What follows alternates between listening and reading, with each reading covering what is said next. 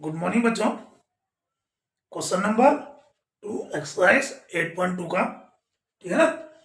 क्या है question number 2? ध्यान से देखना। Question number 2, find the area of rectangles with the following pair of monomials. ठीक है ना, as their length and breadth respectively. यानी क्या दे रखा है, आपको रेक्टेंगल का एरिया निकालना है, एरिया ऑफ रेक्टेंगल निकालना है। ठीक है ना, एरिया ऑफ रेक्टेंगल्स निकालना है जिसका लेंथ और ब्रेथ जो है आपको गिवन है। ठीक है ना, मोनोमियल्स के फॉर्म में दे रखा है। ठीक है ना, मोनोमियल्स क्या है, एक्सप्रेशन का वन टर्म वाला एक्सप्रेशन है, वन टर्म वाला एक्सप्रेशन है ये। ठीक है ना, ये एक रेक्टेंगल का लेंथ एंड ब्रेथ दे रखा है, ये एक का दे रखा है, ये एक का दे रखा है, ये एक का दे रखा है, ये एक का दे रखा है। यानी टोटल आपको 5 रेक्टेंगल्स का लेंथ एंड ब्रेथ दे रखा है। आपको उनका क्या करना है, एरिया फाइंड करना है। ठीक है ना, तो सबसे पहले पहले वाले का देखते हैं सॉल्यूशन। क्या है पहले वाले का,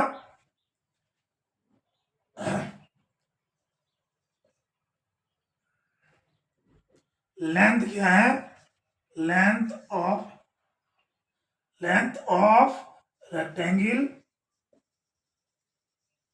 rectangle is equal to suppose P मान लिया। ठीक है ना, तो ब्रेथ क्या हो जाएगा,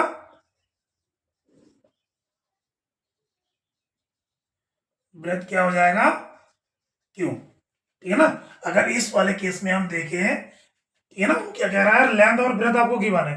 लेंथ अगर पी मान लिया, क्यू वाला क्या हो जाएगा, ब्रेथ हो जाएगा। ठीक है ना, तो एरिया ऑफ रेक्टेंगल क्या हो जाएगा, एरिया ऑफ रेक्टेंगल बराबर क्या हो जाएगा, लेंथ इंटू ब्रेथ। हमें पता है ना, एरिया ऑफ रेक्टेंगल क्या होता है, लेंथ इंटू ब्रेथ। ठीक है ना, तो सीधा आप लेंथ इंटू ब्रेथ की जगह रख लो। लेंथ कितना दे रखा है, पी इंटू क्यू।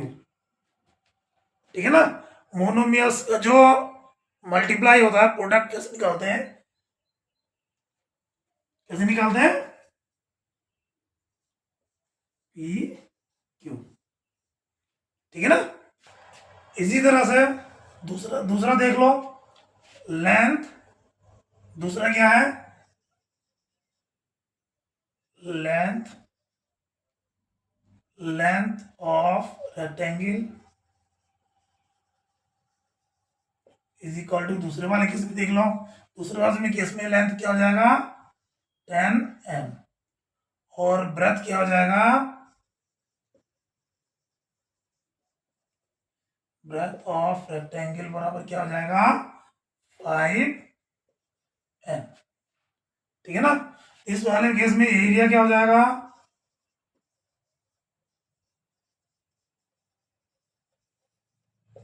बराबर क्या हो जाएगा L इंटू बी, यानी L कितना है 10 m इंटू 5 m। ठीक है ना, इस वाले केस में क्या हो जाएगा, constant into constant into variable into variable. ठीक है ना, constant into constant, variable into variable. क्या हो जाएगा 5 10 जा 15 इंटू mn। ये हो जाएगा इसका सेकेंड वाले का एरिया। ठीक है ना, इसी तरह हम थर्ड का, फोर्थ का, फिफ्थ का सबका बारी बारी से निकालेंगे। ठीक है ना, ये हो गया फर्स्ट का, ये हो गया सेकंड वाले का। आगे देखते हैं, थर्ड वाला ये है 20h²। तो इस वाले केस में क्या हो जाएगा, length of rectangle is equal to 20x², और ब्रेथ क्या हो जाएगा, breadth of rectangle is equal to 5y²। Clear है, तो एरिया क्या हो जाएगा, एरिया ऑफ रेक्टेंगल क्या हो जाएगा, एल इंटू बी, तो मतलब क्या है, L gate 20x² into 5y²। ठीक है ना, तो इसको करो 20 का 5 के साथ, 25 100 x² y²। ठीक है ना, इसी तरह आपको अध्याय को शॉर्ट में लिखते हैं। अब चौथे वाले केस में क्या हो जाएगा, length is equal to 4x, breadth क्या हो जाएगा, इज इक्वल टू 3x²। ठीक है ना, तो इसका एरिया क्या हो जाएगा, एरिया बराबर क्या हो जाएगा, एल इंटू बी, यानी 4x इंटू 3x², यानी क्या हो जाएगा, ये इसके साथ मल्टीप्लाई हो जाएगा, ये इसके साथ मल्टीप्लाई हो जाएगा, तो ये 4 3 जा 12। अब देखो ये x इंटू x², और दोनों क्या है, सेम वेरिएबल्स है। अगर सेम वेरिएबल्स है और उनका मल्टीप्लाई हो रहा है तो उसका जो एक्सपोनेंट्स होता है वो क्या होता है, प्लस हो जाता है, ये ध्यान रखना है। यानी x की पावर कितना हो जाएगा, इसमें कुछ नहीं है तो इसका मतलब क्या है, 1, तो 1 + 2 यानी 3, ये हो जाएगा इसका एरिया। ठीक है ना, अब इसी तरह लास्ट वाला देखो, लेंथ क्या हो जाएगा, length is equal to 3 mm, breadth is equal